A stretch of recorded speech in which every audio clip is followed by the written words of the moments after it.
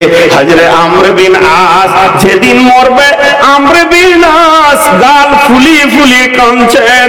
এমন সময় বেটা গিয়ে বলছে, আব্বা আপনি কেন এত হতাশা হচ্ছেন? বিদায় বেলায় তো হতাশা হয় না, আপনি তো রাসূলের সাহাবী, আপনি তো পৃথিবীতে আছেন, যাবেন আল্লাহর কাছে, এর জন্য কেন এত হতাশা হচ্ছেন? হযরত আমর বিন আস বলেছিলেন, বেটা রে, যা পেয়েছি তা যদি হারিয়ে দিতাম, আর যা হারিয়েছি তা যদি পেয়ে যেতাম, তাহলে আজকে আমি কাঁদতাম না। বলেন এর মানে কি? বেটা যে বলছে, আব্বা, প্রথম আমর বিন আস বললে, বেটা আমাকে একটু উঠিয়ে বসাও তো। ঘাটটা ধরে উঠিয়ে বসাইলো, জোরে জোরে শ্বাস নিচ্ছে, মুখ লাল হয়ে গেছে, আর পৃথিবীতে থাকবে না। তখন বেটা বলছে, আব্বা আপনার চেহারাতে হতাশার ছাপ রয়েছে, আপনি না রাসূলের সাহাবী, আপনার নামের পাশে আছে রাদিয়াল্লাহু তাআলা আনহু। আমার নবী বলে গেছেন আল্লাহ আপনার উপরে রাজি আছে। তবে বিদায় বেলার মুসাফির, এখন কেন আপনাকে আমি হতাশা দেখছি? আমর বিন আস জোরে ডুকরে কেঁদে উঠলেন, মুখে হাত দিয়ে, আর বলে, বেটা রে, তোর বাপের পরিচয়টা তুই নিয়ে নে, তোর বাপের ইতিহাসটা, তোর বাপের জীবদ্দশায় তুই নিয়ে নে। আমি যা পেয়েছি তা যদি হারিয়ে দিতাম, আর আমি যা হারিয়েছি তা যদি পেয়ে যেতাম, তোর বাপ বড় সুখী হতো রে, তোর বাপ বড় সুখী হতো। তার মানে আমর বিন আস বলতে চলেছে, আমি যতটা জীবন পেয়েছি, বেশিরভাগ জীবন রাসূলের বিরুদ্ধে চালিয়েছি, অল্প কদিন ঈমান এনেছি, তাতে আমার মনে হয় যেন এইটুকু ঈমানে কি হতে পারে। তার অল্প সময় ঈমানের হালাতে পৃথিবীতে থাকলাম, বেঈমান হালাতে লম্বা টাইম থাকলাম, অতএব যেটা পেয়েছিলাম সেটা যদি হারিয়ে দিতাম, মানে অল্প টাইমটা হারিয়ে দিতাম, আর যেটা হারিয়েছি ওটা যদি আমি পেয়ে যেতাম রে, তাহলে আজকের দিনে আমার মতো আনন্দের সফারি মুসাফির কেউ ছিল না। বিশ্ব নবী যখন আমর বিন আস বললেন, আমর বিন আস রে, তোমার মতো একজন বিচক্ষণ ব্যক্তি কেন কালেমা কবুল করে না, এটা আমার বুঝে আসছে না। এ কথা বলার সঙ্গে সঙ্গে আমর বিন আস বলছে, আমি খোলা তালওয়ারটা নিয়ে মদিনার গলিতে গলিতে ঘুরতাম, কখন মুহাম্মদকে একা পাবরে গর্দনটাকে কেটে দিব, ছেটে দিব, মাটিতে মিশিয়ে দেব। কিন্তু অনেক চিন্তা ভাবনা করে দেখলাম, একদিন হঠাৎ সামনে পড়ে গেলাম, আর সামনে পড়লাম তো পড়লাম, নবীজি বললেন, রে আমর বিন আস, তুমি কি এখন ঈমান আনবে না? তোমার মতো বিচক্ষণ ব্যক্তিটা কি আল্লাহর বিচক্ষণার কথা বুঝে নিতে পারবে না? আমর বিন আস বলছে, আমার ভিতরটা ভয়ে বেসার হয়ে গেল, যার মাথা কাটার জন্য আমি জীবনে না খেয়ে ঘুরে ঘুরে বেড়াচ্ছি, ওই লোকটা কি আমার জান্নাতের কথা চিন্তা করতে পারে? আমি বিশ্ব নবীর কাছে বললাম, ও দয়ার নবী গো, আমি কালেমা পড়বো, আমি নিয়ত করে নিয়েছি আমি কালেমা পড়বো। আল্লাহর নবী বললেন, এসো হাত বাড়াও। প্রথমেই আমি হাতটা রাসূলের দিকে বাড়ালাম, এরপরে রাসূল যখন আমার দিকে হাত বাড়াতে গেল, তখন আমি হাতটাকে টেনে নিলাম। বিশ্ব নবী বললেন, আমর বিন আস রে, তুমি তো আগে হাত বাড়ালে, আবার তুমি কেন হাত টেনে নিলে? আল্লাহর নবী আমর বিন আস বলতে লাগলেন, ইয়া রাসূলুল্লাহ, আপনার বিরুদ্ধে জীবনে যা করেছি, পাহাড় পাহাড় গুনাহ রেডি করে রেখে দিয়েছি, আমার এই পাহাড় গুনাহগুলি কি হবে? দয়ার নবী গো, একবার আপনি আমাকে বলে দেন এই বিষয়গুলির ব্যাপারে, যতক্ষণ পর্যন্ত আমি নিশ্চিত না হতে পারবো, ততক্ষণ পর্যন্ত কেমন করে কালেমা পড়বো? আল্লাহর নবী বললেন, আমর বিন আস রে, তোমার কি জানা নাই, তিনটে এমন আমল পৃথিবীতে আছে, মানুষের গুনাহকে ধুয়ে মুছে দিয়ে তাকে মাসুম বাচ্চা বানিয়ে দেয়।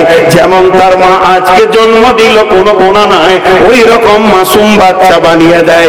তার মধ্যে এক নম্বর হলো হজ্জে মাবরুর, যার হজ কবুল হয়ে যাবে তাকে আল্লাহ মাসুম বানিয়ে দেবে।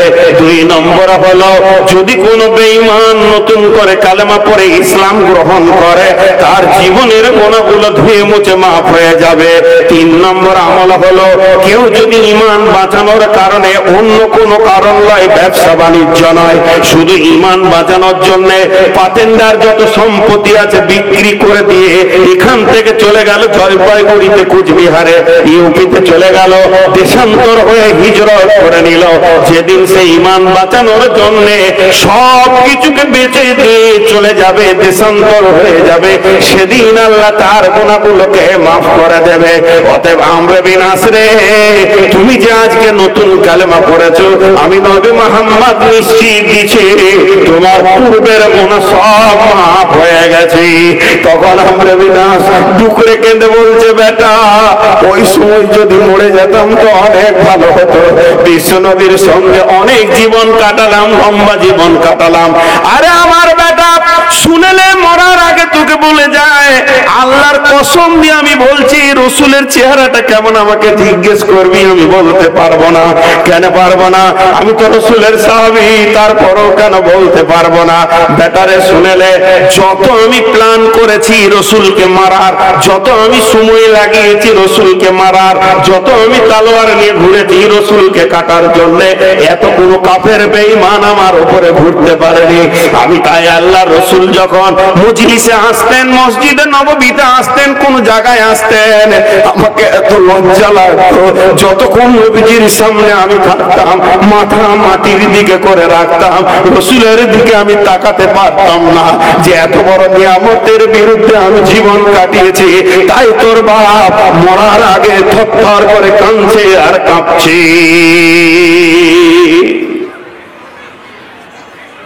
তারা কি করে সোজা হলো? এইরকম ঝোপ জঙ্গল গাছকে কেটে সুন্দর করে পরিষ্কার পরিচ্ছন্ন করে বিশ্বনবী একটা একটা মানুষ তৈরি করেছেন। একটা একটা মানুষ তৈরি করেছেন, একটা একটা মানুষ। আপনারা একটু ধৈর্য ধরেন, সেগুলোকে চেয়ে ছিলে কিভাবে? রাসূল মিনাল্লাহি ইয়াতলু সুহুফাম মুতাহহারা, কোরআনের নাম তানজিল। মাঝে একবার জিজ্ঞেস করি, বিরক্ত লাগছে নাকি আপনাদেরকে? জি ভাই, বিরক্ত লাগছে? এই সন্ধ্যা শুয়ে উঠেন কেন? কোরআনের নাম তানজিল, কোরআনের নাম তানজিল। আরেকবার বলবো, কোরআনের নাম তানজিল। তানজিল মানে নাজিল করা হয়েছে। গোটা কোরআনটা একবারে এভাবে আসেনি, প্রয়োজনে প্রয়োজনে প্রয়োজনে প্রয়োজনে প্রয়োজনে নাজিল হয়েছে। যখন যেটা প্রয়োজন হয়েছে আল্লাহ সেই বিষয়টা পাঠিয়েছে। এবার চলেন, যখন আপনি একটা কাঠকে নিয়ে আসবেন, এখন আপনার দরকার করত, করতের কাজ শেষ, এবার তুলবে রাঁধা, তারপরে মাপবে, মাটালি দিয়ে ফুটো হবে, এরপরে ছোট ছোট ফুল তুলবে।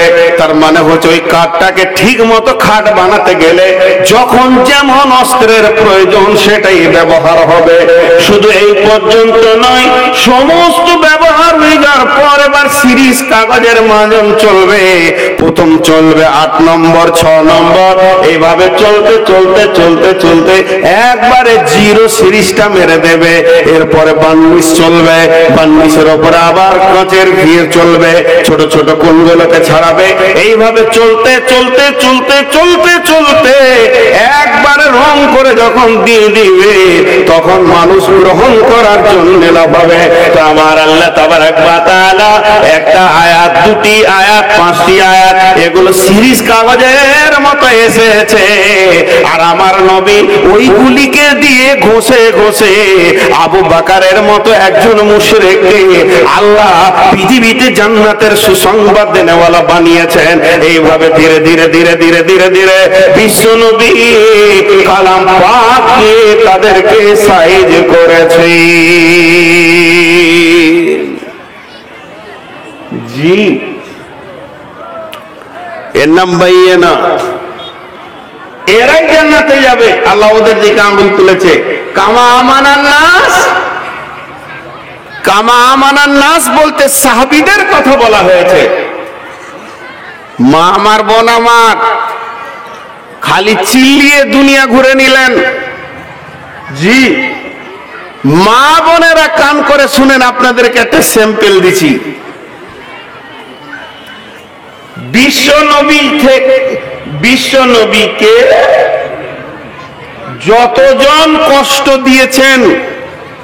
দিয়েছে বেঈমানেরা, এবং মক্কা থেকে যতজন বের করেছে তাদের অন্যতম ছিল আবু জাহেল, ইকরামা বিন আবু জাহেল।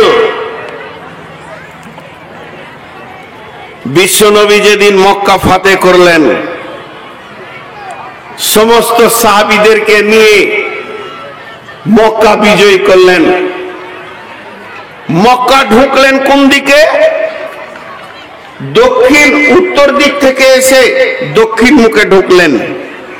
যারা হজ করতে গেছেন তারা জানেন, এখানে একটা মসজিদ আছে, মসজিদটার নাম মসজিদে ফাতাহ। বিশ্বনবী ওই জায়গায় তালোয়ারটা রেখে, ওই জায়গায় পতাকাটা রেখে কিছু বিশ্রাম নিলেন। তারপরে ধীরে ধীরে গিয়ে কাবার পাশে তারা রাখলেন। পতাকা কাবার পাশে উঠছে। আল্লাহর নবী, দয়ার নবী, আখিরি নবী, রাহমাতুল লিল আলামিন ঐতিহাসিক বক্তব্য শুরু করে দিলেন। হে মক্কার মুসলমানেরা, তোমরা নিরাপত্তা পেয়েছো। হে বেঈমানেরা, তোমরা যারা আছো তারা জিজিয়া দিয়ে বাস করবে। আর মক্কার মুসলমান, ইসলামের নাম শান্তি, তোমরা কেউ কারো গায়ে হাত দেবে না, কোন বেঈমান মুশরিককে কষ্ট দেবে না, কোন রকম কোন দিকে যেন কোন কলহ বিবাদ না দেখা যায়। যারা ইসলামে এসে যাবে তারা নিরাপত্তা, যারা হারামের মধ্যে এসে যাবে তারা নিরাপত্তা, যারা ইসলামের মধ্যে ঢুকে যাবে তারা নিরাপত্তা পেয়ে যাবে। আর যারা আবু সুফিয়ানের বাড়িতে ঢুকবে তারাও নিরাপত্তা পেয়ে যাবে। এইভাবে আল্লাহর নবী ঐতিহাসিক বক্তব্য রাখলেন। তখন কিন্তু ওসমান বিন মাজুন বেঁচে আছে।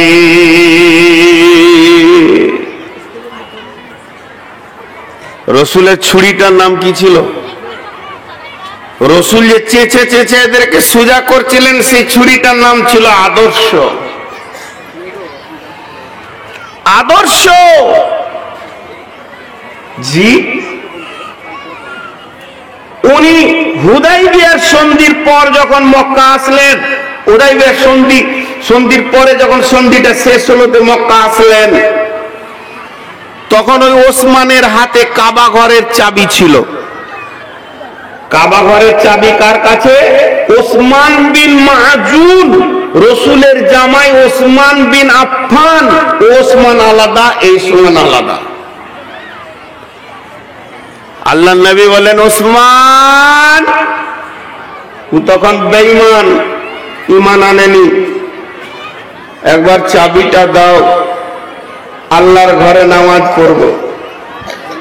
যেই চাবিটা চাওয়া, সুবহানাল্লাহ, বিষ মাখা তীরের মতো কড়া কড়া কথা ছুটতে লাগলো। তোকে চাবি দিব? তোর হাতে রাজ্য আছে, এত তোর সব কাবাতে নামাজ পড়া, যেমন আছে পড়বি পড়, যেমন ওর ভাষা দিয়ে দিলে খাচখাচ করে খালি। আল্লাহ নবী বাকবিতণ্ডে জড়ালেন না, বিশ্বনবী তাকে প্রত্যুত্তর করলেন না।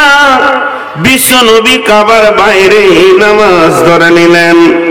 দীর্ঘ লম্বা টাইম চোখের পানিতে 2 রাকাত নামাজ পড়লেন। বহুদিন পর এসেছে কাবাতে। নবীজির যখন নামাজটা শেষ হলো, আল্লাহর নবী হাতটা এরকম করে বাড়ালেন ওসমানের দিকে। প্রথম চেয়েছিলেন এইভাবে, চাবিটা দাও, আমি আমার মাবুদের ঘরে 2 রাকাত নামাজ পড়ব। চাবি পেল না। এবার হাতটা এইভাবে বাড়ালেন। বাড়ানোর পর এই 2টি আঙ্গুলকে এইভাবে জড়িয়ে দিয়ে বললেন, ওসমান রে, ও অচিরেই কাবার চাবি এখানে চলে আসবে, মানে কাবা আমাদের দখলে আসবে। আমার আল্লাহ অচিরেই চাবি আমার হাতে পৌঁছে দেবে। এই কথা বলে বিশ্ব নবী মাত্র 3 দিন টাইম পেয়েছিলেন মক্কায় থাকার। কাফেররা বেশি টাইম দেয়নি। এমন একজন বেঈমান পরে ঈমান এনেছিল, খালিদ বিন ওলীদ। যেদিন নবী মক্কা ঢুকে সেদিন খালিদ বিন ওলীদ মক্কা থেকে বাইরে চলে গেছে, অন্য গোষ্ঠীর পাড়াতে গিয়ে দিন কাটাচ্ছে। বলছে ও যতদিন মক্কাতে থাকবে নবী মুহাম্মদ আমি মক্কায় পা দিব না, ওকে আমি ঘৃণা করি। যেদিন ও মক্কা থেকে বেরিয়ে যাবে সেই দিন আমি মক্কাতে ঢুকবো। এদিকে বিশ্ব নবী ঢুকছেন উমরা করার জন্য, ওদিকে খালিদ বিন ওলীদ বের হয়ে চলে যাচ্ছে। এখানে লম্বা ঘটনা রয়েছে।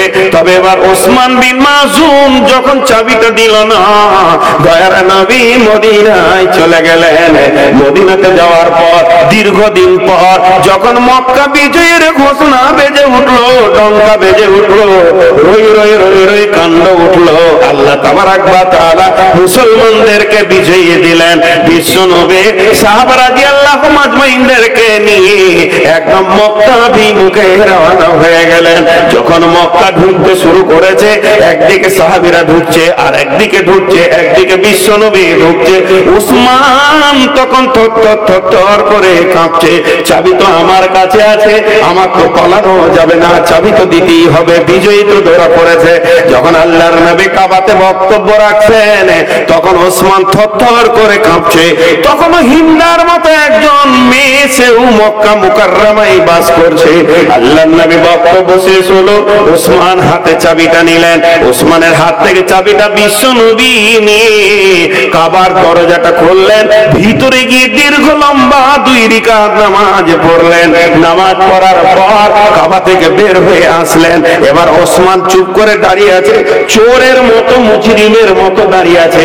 একদিকে আবু বকর দাঁড়িয়ে আছেন, একদিকে ওসমান দাঁড়িয়ে আছেন, একদিকে আলীর মতো বাঘ দাঁড়িয়ে আছে, একদিকে উমরের মতো সিংহ দাঁড়িয়ে আছে। আর ওসমান মনে মনে ভাবছে যখনই রাসূলের নামাজ শেষ হয়ে যাবে আর বিশ্ব নবী বলবে গাধাটাকে পিটা, আর এমন মার দেবে আর আমি পৃথিবীর বুকে বেঁচে থাকবো না, এখনই আমার শ্বাস শেষ হয়ে যাবে, আর মাত্র কয়েক মিনিটের পর আমি ওসমান লাশে পরিণত হয়ে যাব। এইরকম চিন্তা তার মধ্যে রয়েছে। এমন সময় বিশ্ব নবী কাবার ভিতর থেকে বের হয়ে বলছে ওসমান, আর যেই বলেছে ওসমান ধরাস করে জানটা চমকে উঠেছে, রাসূলের দিকে তাকাচ্ছে। ইয়া রাসূলুল্লাহ কি জানি কি অর্ডার হবে।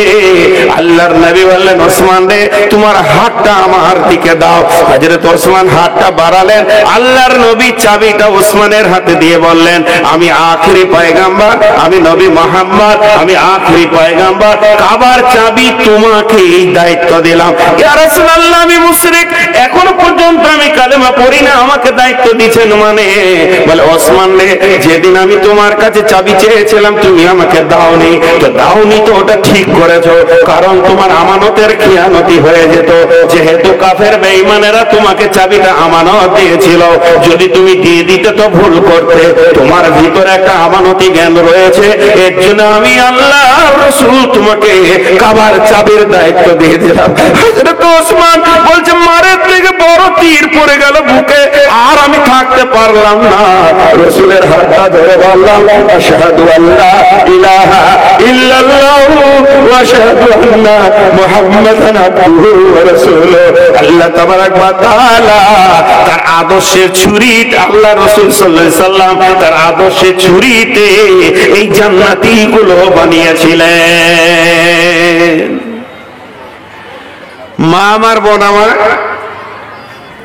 আপনারা একটু কান করেন, একটু 2 সেকেন্ডের জন্য বলছি। একটা মহিলা মানি যে দুর্বল, এটা ভুল ধারণা। মহিলাদের ভিতরও ক্ষমতাবান আছে। বিবি খানসার কথা বলতে গেলে পুরুষ কি ওর কাছে টিকবে? বুদ্ধি, কৌশল, জ্ঞান, বিবেচনা, পাক্কা মেয়ে। তো এখন ওই কাবা বিজয়ের পর, মক্কা বিজয়ের পর আল্লাহ তাবারাক ওয়া তাআলার রাসূল 10 জনের 12 জনের নাম কাবাতে এরকম করে লিখে টেনে দিলেন। 10-12 জনের নাম লিখে টেঙ্গে দিলে, কেন টাঙলে?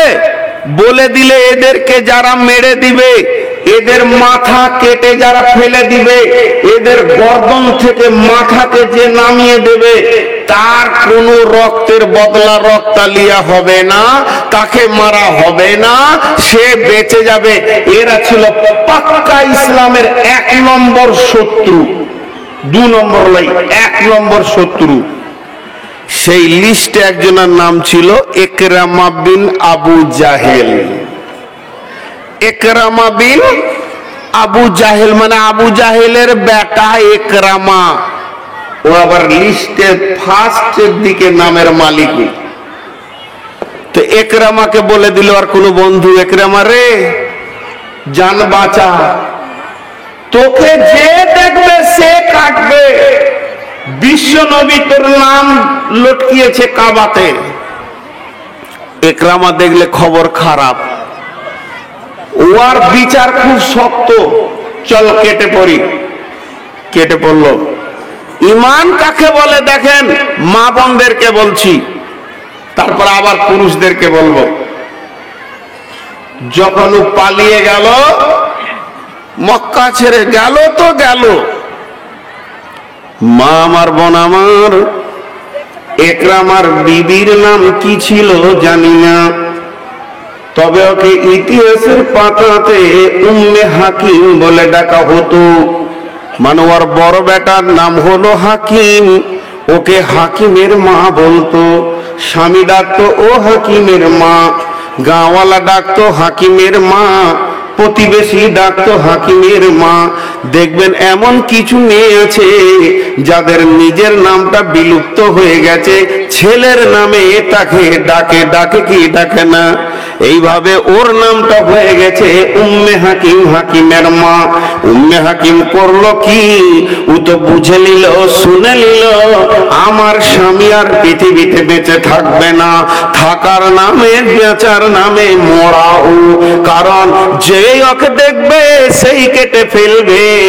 এখন তো আমি বিবাহে বিধবার নামান্তর হয়ে গেলাম, ছোট ছোট ছেলে নিয়ে আমাকে দীর্ঘ লম্বা জীবন কাটাতে হবে।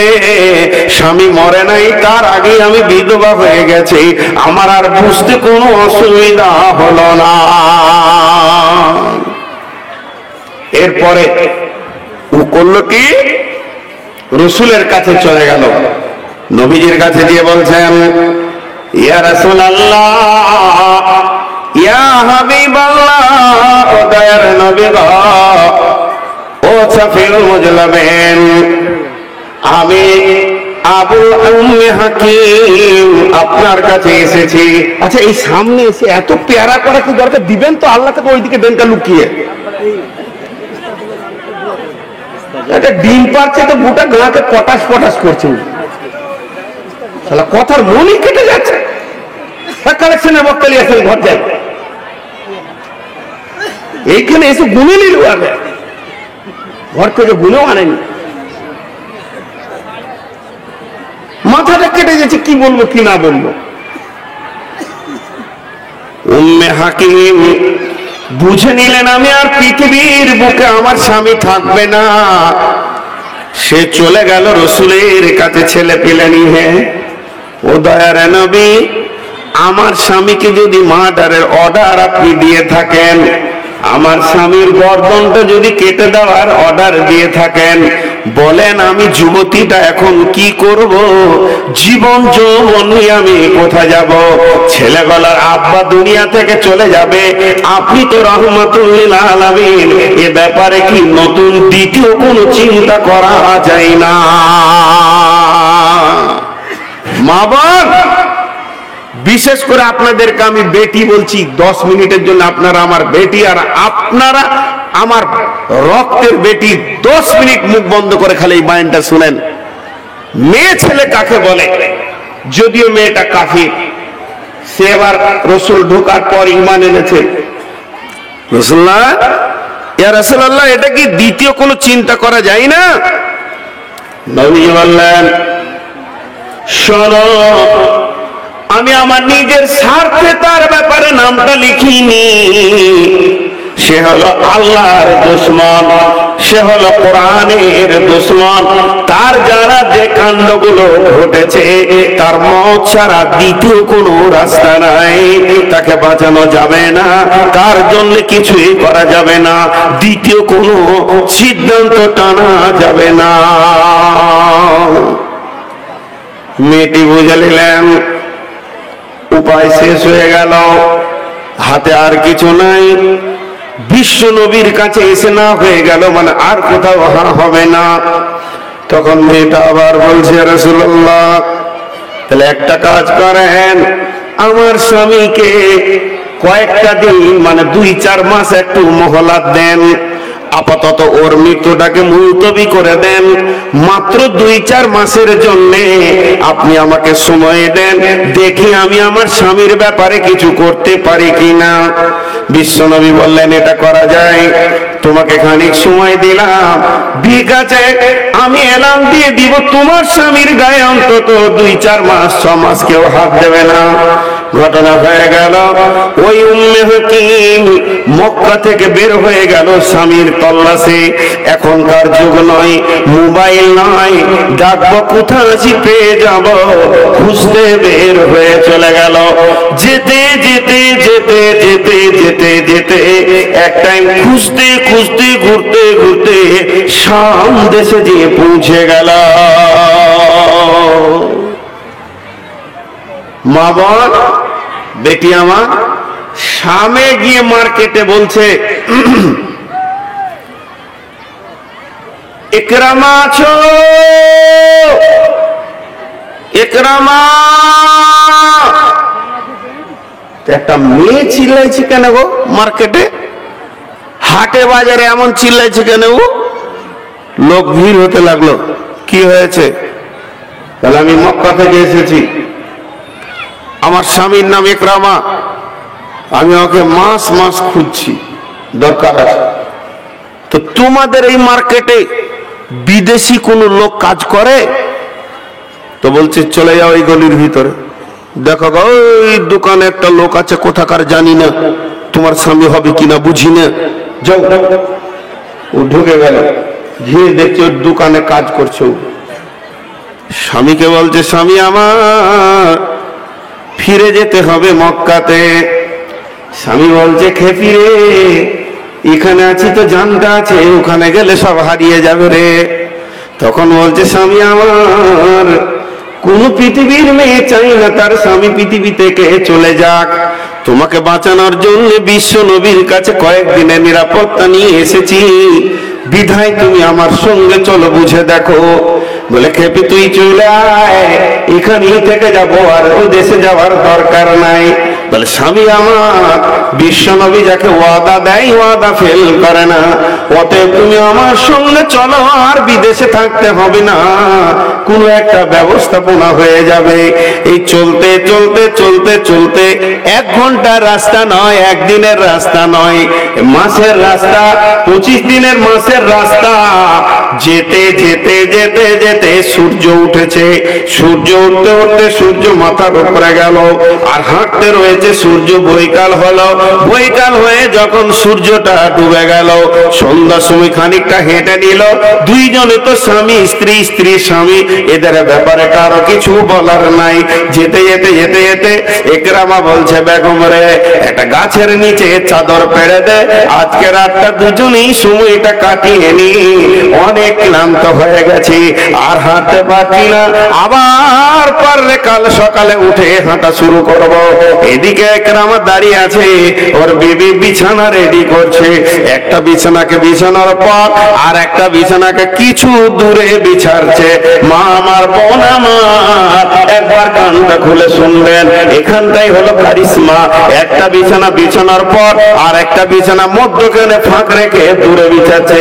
ইকরামা বলছে, বেগম রে, তুই কি আমাকে ভুলে গেলি রে? স্বামী স্ত্রী কি বিছানা আলাদা হয় নাকি রে? এটা কি ধরনের বিছানা হলো তোর? বহুদিন পর তোর সঙ্গে আমার দেখা, তোতে আমার তো কত প্রেম আলাপ হবে রে, কত কথাবার্তা হবে রে, কেমন করে তোর দিনগুলো কাটলো এ ব্যাপারে আলোচনা হবে রে। আজকে তোর বিছানা দেখে আমাকে অবাক লাগছে, তোর বিছানা আমার বিছানার মাঝে কেন ফাঁকা রয়েছে? উম্মে হাকিম বলছে, স্বামী আমার আমিও তোমার, চিরদিন বিবাহ বন্ধনে জীবন কাটালাম, আবার বাকি জীবন চিরদিন বিবাহ বন্ধনে কাটবে। তবে আজকে রাত্রে নয়, সফরে নয়, তোমার সাথে আমার পার্থক্য শুনে নাও। বিশ্বনবী যেদিন মক্কা বিজয়ী করে মক্কায় ঢুকেছে, যতজন মহিলা কালেমা পড়েছে তার ভিতরে আমি একজন কালেমা পড়ে নিয়েছি, আমি মুসলিম হয়ে গেছি। তুমি এখনো মুসলিম হতে পারোনি, তুমি কাফের আছো, তুমি বেঈমান আছো, তুমি মুশরিক আছো। যদিও আমার স্বামী, তবে শুনে নাও, তুমি যখন গিয়ে বিশ্বনবীর কাছে কালেমা পড়ে নেবে, আবার আমাদের বাসর ঘর হবে। একটা মুসলিম মেয়ে একটা কাফেরের কাছে কোনোদিন যেতে পারে না। একটা ইমানদার মেয়ে ইমান গ্রহণ করার পর সে কোরআনের সীমা লঙ্ঘন কোনোদিন করতে পারে না। আমি রসুলের হাদিসের সীমা লঙ্ঘন করব না, আমি কোরআনের সীমা লঙ্ঘন করব না।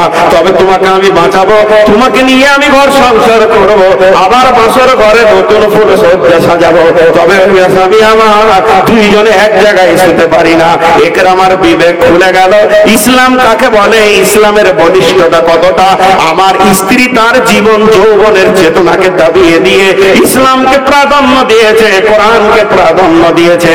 তখন সঙ্গে সঙ্গে ওই একরামা মক্কায় ঢুকে রাসূলের হাতে হাত দিয়ে আশহাদু আল্লাহ ইলাহা ইল্লাল্লাহ ওয়া আশহাদু আন্না মুহাম্মাদান আবদুহু ওয়া রাসূলুহু। ওরে আমার মা রে, ওরে আমার বোন রে, ওরে আমার বেটি রে, এই ঘটনা থেকে আমি আপনাদেরকে যেগুলি বলতে চাইছি সেগুলি হচ্ছে, ভালো করে শুনেলেন। ইসলামের বন্ধনে যখন আসবো, ইসলামকে যখন মেনে নিব, তখন পরিপূর্ণ মেনে নিতে হবে। উদখুলু ফিস-সিলমি কাফা, ইসলামে হাফ চলবে না, ইসলামে কম্পেয়ার চলবে না। তুমি অর্ধেক, আমি অর্ধেক, আল্লাহ অর্ধেক, রাসূল অর্ধেক, গোলকাল মিলে ইসলামকে মেনে নেওয়া যায় না। ইসলাম হচ্ছে স্বচ্ছ, ইসলাম হচ্ছে পরিষ্কার, ইসলামে কোনো নোংরামি নাই, ইসলামে লাল দাগ নাই। অতএব কোনো লাল দাগওয়ালা প্রাণী ইসলামে আপন বলে নিতে পারে না। ওরে আমার মা রে, ওরে আমার বোন রে, মেয়েটির বিচক্ষণতা দেখেন। রাসূলের কাছ থেকে সে স্বামীর নিরাপত্তা বের করে নিলেন, স্বামীকে কালেমা পড়িয়ে নিলেন, শুধু একটা ইসলামের আদর্শ তাকে দেখালেন। এর জন্য আমার আল্লাহ বলছেন, ওয়াইদা কিলা লাহুম আমিনু কামা আমানান নাস। এই পতেন্দা মেয়েদেরকে বলছে, আজকে জালসার মেয়েদেরকে বলছে, তোরা যদি ঈমান আনবি তো উম্মে হাকিমের মতো ঈমান আন, অন্য কারোর মতো ঈমান আমি নিব না। ও এককালে বেঈমান ছিল, এককালে রাসূলের দুশমন ছিল, যেদিন কালেমা পড়ে নিল পরিপূর্ণ ঢুকে গেল, ওর সঙ্গে আর নোংরামি নাই। ওরে আমার মা রে, ওরে আমার বেটি রে, যারা রাস্তায় ঘুরছে এগুলো আমার রক্তের বেটি, এগুলো আমার জন্মের বেটি। ওরে আমার বেটি রে, তোমার দিকে লুচ্চা যখন তাকাচ্ছে তুমি জাহান্নামের খোরাক হয়ে গেছো, এ কথা কি কোরআনে তোমার কানে পৌঁছায়নি? এ কথা কি হাদিস তোমার কানে পৌঁছায়নি? ওরে আমার মা রে, তুমি যে বেপরদা হয়ে রাস্তায় ঘুরছো হিন্দু মেলার মতো, এ কথা কি তোমার কানে পৌঁছায়নি? এ কথা কি ইসলাম তোমাকে দেয়নি? তুমি কি উম্মে হাকিমের মতো নিতে পারবে না? তুমি কি তাদের মতো হতে পারবে না?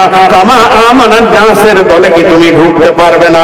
যদি তাদের দলে ঢুকতে চাও, তারা শুনেছে, আমল করেছে, সামি'না ওয়া আতা'না, সাহাবীরা শোনার সঙ্গে সঙ্গে আমল করে নিয়েছে। সেলিম পালিয়েছে নাকি? কিছুই লাগবে না, সেলিমকে লাগবে।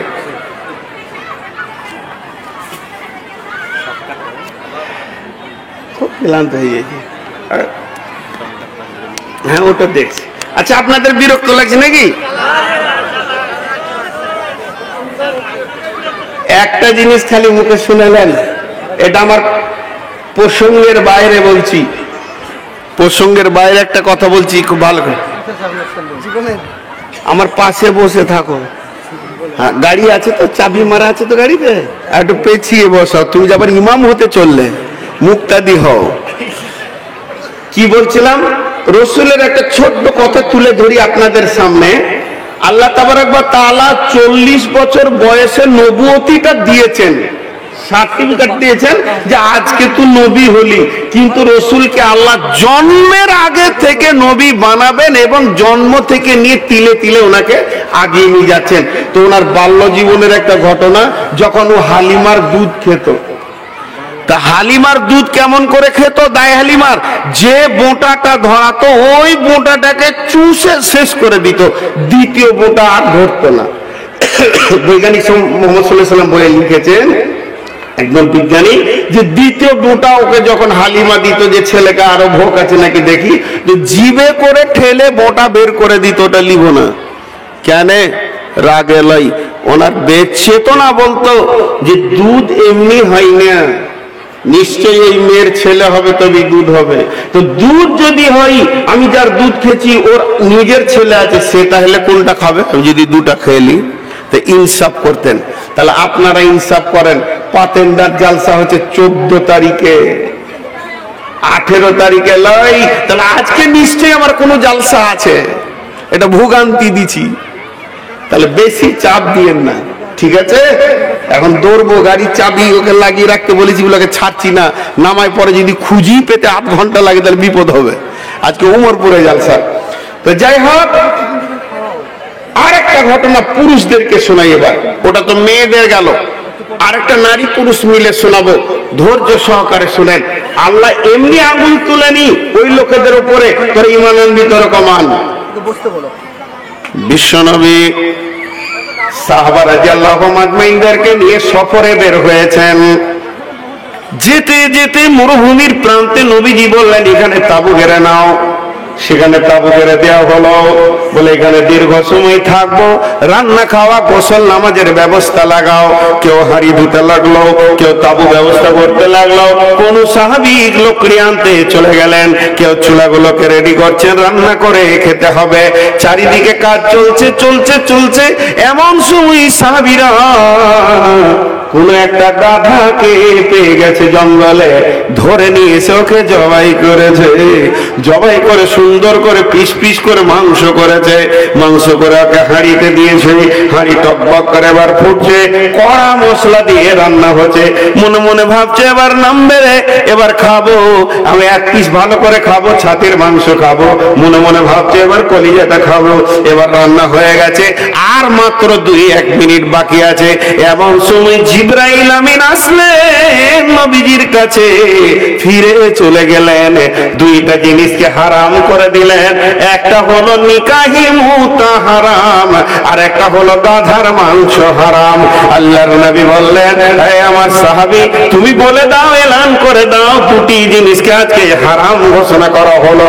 এবার সাহাবী বের হয়ে বললেন, হে রাসূলের রাবিরা, তোমরা কান করে শোনো, নিকাহি মুতা হারাম, কন্ট্রাক্টে বিয়ে আগে হালাল ছিল। আমি পাতেন্ডা এসেছি জালসা করতে, কোন মেয়ের সঙ্গে 4 ঘন্টার বউ কন্ট্রাক্ট করে নিলাম, সে আমার সঙ্গে 4 ঘন্টা কাটাবে, বিয়ে পড়ানো হয়ে গেল, আমি 4 ঘন্টা পরে সে অটোমেটিক তালাক হয়ে গেল। এইটাকে বলা হতো নিকাহে মুতা, মানে কন্ট্রাক্ট ভিত্তিক একটা বিয়ে, এটাকে হারাম করা হলো।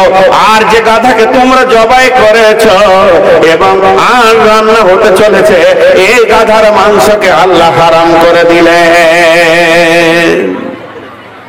দুইটা হারাম। নুন দেখার লেগে যে থালা ধরেছিল, থালা ফেলে দিলে লাভ কি হবে? যে জাল ঠেলছিল বলছে লকড়ি ঢেলে আর কি করবি? সাহেবরা বলছে কি করবি? হাঁড়িটাকে এরকম ধরলো, টানতে টানতে চুলার এক পাশে নিয়ে এসে ওই চুলতি হর হর করে ঢেলে দিল। একটা পিস মুখে দিল না। ও আমার বন্ধুরে, বিড়ি হারাম খবরটা কি কানে পৌঁছায়নি? সুদ হারাম খবরটা কি কানে পৌঁছায়নি? তোমাদের কানে কি জর্দা হারাম, গুটকা হারাম পৌঁছায়নি? এখনো কেন চলছে? সাহাবীদের দিকে আল্লাহ এমনি আঙুল তুলেনি, ঈমান আনবি তো ওদের মতো আন। যখন ওদের কানে হুকুম পৌঁছেছে, হাত্তা তাতিয়াহুমুল বাইয়িনা রাসূলুম মিনাল্লাহি ইয়াতলু সুহুফাম মুতাহহারা ফিহা কুতুবুন কাইয়্যিমা। জি ভাইরা আমার, এবার নারী পুরুষ সমন্বয়ে একটা শুনেন। বিসমিল্লাহির রহমানির রহিম। ওয়া ইন মিনকুম ইল্লা ওয়ারিদুহা কানা আলা রাব্বিকা হাতমান মাকদিয়া। ওয়া ইন মিনকুম ইল্লা ওয়ারিদুহা কানা আলা রাব্বিকা হাতমান মাকদিয়া। সাহাবীটার নাম আব্দুর রহমান ইবনে আওফ। সাহাবীটার নাম আব্দুর রহমান ইবনে আওফ। মা আমার, বোন আমার, ও ঘরে শুয়ে আছে বিবির জাঙ্গে মাথা দিয়ে, বালিশ নেয়নি, বিবির জাঙ্গে করেছে বালিশ। সুন্দরী বিবি বসে আছে, মাথার চুলগুলিকে বেউলি করছে। আর যখনই বিবির জায়গায় আপনি মাথা দেবেন আর বিবি যদি উবুর হয়ে আপনার মাথার চুলকে বেউলি করে, তাহলে বিবির সমস্ত নিয়ামত আপনার মুখের কাছেই জড়িত রয়েছে। এই অবস্থাতে ওই যুবক সাহাবী সূরা মারিয়ামের 71 নম্বর আয়াতটা বিন বিন বিন বিন বিন বিন করে পড়ছে। ওয়া ইন মিনকুম ইল্লা ওয়ারিদুহা কানা আলা রাব্বিকা হাতমান মাকদিয়া। বলতে বলতে এক সময় আব্দুর রহমান ইবনে আওফ কাঁদতে শুরু করে দিয়েছেন। জোরে জোরে নিঃশ্বাস নিতে, গাল ফুলিয়ে কাঁদছে, আর দুইটি চোখ দিয়ে পানি বইছে। এবার বিবি যখনই স্বামীকে দেখে নিয়েছে, সঙ্গে সঙ্গে বিবিও কাঁদতে শুরু করেছে। সঙ্গে সঙ্গে আব্দুর রহমান ইবনে আওফ বলছে, লিমা বাকাইতি, হে আমার বিবি তুমি কেন কাঁদছো?